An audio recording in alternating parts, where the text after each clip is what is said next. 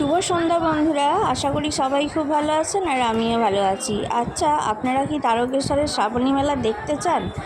বলুন তো, দেখতে চান কি না? ইতিমধ্যে অনেকেই আমার থাম্বনেল দেখে বুঝে গেছেন যে আমি কি দেখাতে চলেছি আজকে আপনাদের। তো আমি নিয়ে চলে এসেছি তারকেশ্বরের শ্রাবণী মেলার একটি মুহূর্ত।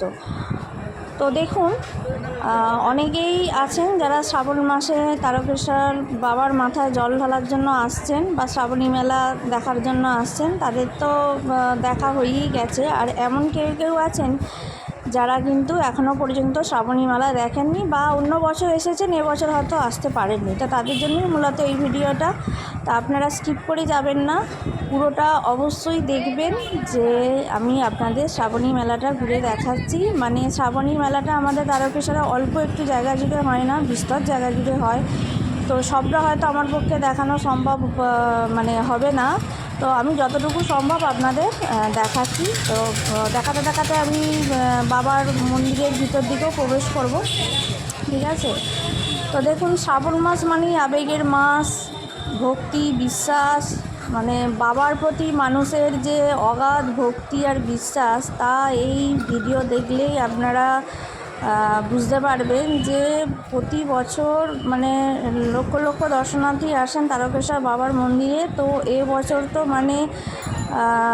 রেকর্ড হয়েছে যে কী হারে মানুষজন এসেছেন। শ্রাবণ মাসে দুটো সোমবারে এতটাই মানুষজন এসেছেন যে রেকর্ড ভেঙে গেছে। মানে সব থেকে বেশি এসেছে দ্বিতীয় সোমবারে, শ্রাবণ মাসের যে দ্বিতীয় সোমবার হয়ে গেল, তাতে প্রায় 20 লাখ, মানে 20 লাখের বেশি হবে তবু কম নয়, এরকম আমাদের রেকর্ড আছে যে মানুষ এসেছেন বাবার মাথায় জল ঢালতে। তাহলে বুঝতে পারছেন যে মানুষের ভগবানের প্রতি মানে কতখানি ভক্তি বিশ্বাস থাকলে এই জিনিসটা হয়। জানি হয়তো সবাই বাবা মহাদেবের কথা শুনেছেন। তো দেখুন, আজকে আপনাদের দর্শন করিয়ে দিচ্ছি। এটাই হচ্ছে বাবার মানে মন্দিরে ঢোকার 1 নম্বর গেট, দেখতেই পাচ্ছেন। তো মন্দিরের ভিতরেও আমি একটু যাব, আপনাদের ছোট করে একটু দেখিয়ে দেব। নন্দী মহারাজেরও দর্শন করাবো, সাথে আছে কালীবাড়ি, সব কিছু মিলিয়ে মিশিয়ে ভিডিওটা তৈরি হয়েছে। তো আপনারা অবশ্যই শেষ পর্যন্ত ভিডিওটি দেখবেন, আমার এটাই অনুরোধ রইল। আর অবশ্যই কিন্তু মানে যারা দেখবেন তারা একটু লাইক কমেন্ট করে দিয়ে যাবেন, আর একটা কমেন্টে জানিয়ে দিয়ে যাবেন যে আপনাদের কেমন লাগলো। এই দেখুন, আপনাদের সঙ্গে কথা বলতে বলতে চলে এলাম বাবার মন্দিরের কাছে। তো এটা হচ্ছে, এখানে একটা বিরাট লাইন থাকে, এখন মন্দিরে একটু ফাঁকা আছে। তো কাল থেকে বিরাট লাইন পড়ে যাবে, যেহেতু কালকে শ্রাবণের তৃতীয় রবিবার।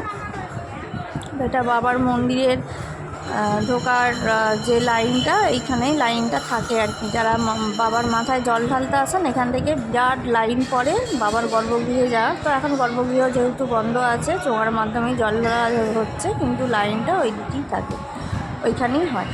আর এটা হচ্ছে আপনার কালীবাড়ি। তো বাবার মন্দিরের কালীবাড়ি দর্শন করিয়ে দিলাম আপনাদের। দেখুন, ভক্তরা যখন আসে, বিভিন্ন দূর দূরান্ত থেকে আসে, তা তাদের শরীর প্রচুর ক্লান্ত থাকে। ক্লান্ত ভক্তরা এখানে মায়ের কাছে কিন্তু মায়ের দর্শন করে, আবার মায়ের মন্দিরে একটু বিশ্রাম নেয়, তাদের বাঁকগুলো রাখে, যে যার নিজের মতো করে কিন্তু এখানে বিশ্রাম নিচ্ছে, আপনারা দেখতেই পাচ্ছেন। দেখুন, মায়ের দর্শনও হচ্ছে আবার সাথে বিশ্রামও হচ্ছে, খুব সুন্দর। এখানটা কিন্তু খুব সুন্দর পরিবেশ। আর এখানে দেখুন নন্দী মহারাজ প্রায়ই কিন্তু এই জায়গাটাতেই বেশিরভাগ থাকে, দেখা যায়। তো নন্দী মহারাজের দর্শনে কিন্তু ভক্তরা খুব খুশি হয়ে যায়। মানে কি বলবো, বাবার মন্দিরে এসে কেউ যদি নন্দী মহারাজের দর্শন পায়, তাহলে মনে হয় যেন বিরাট একটা পুণ্য অর্জন হয়। তো নন্দী মহারাজকে সবাই খুব ভালোবাসে। আর এটা হচ্ছে বাবার গর্ভগৃহে যাওয়ার লাইন। প্রথমেই বললাম যে গর্ভগৃহ এখন বন্ধ আছে, তো চোঙার মাধ্যমে জল ঢালা হচ্ছে। রাখি পূর্ণিমা পর্যন্ত বাবার গর্ভগৃহে প্রবেশ নিষিদ্ধ। অতিরিক্ত ভিড়ের কারণে এইটা করা হয়েছে তারকেশ্বর মন্দির কর্তৃপক্ষ থেকে। তো এখানে দেখুন নন্দী মহারাজ দাঁড়িয়ে আছে, ভক্তরা কিন্তু যাচ্ছে। নন্দী মহারাজ কিন্তু কাউকে কোনো দিন কিছু করে না, ঠিক আছে, চুপচাপ দাঁড়িয়ে থাকে।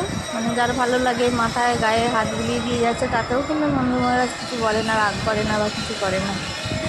এটা একটা খুব সুন্দর দৃশ্য। আপনাদের কেমন লাগলো অবশ্যই জানাবেন কমেন্টের মাধ্যমে।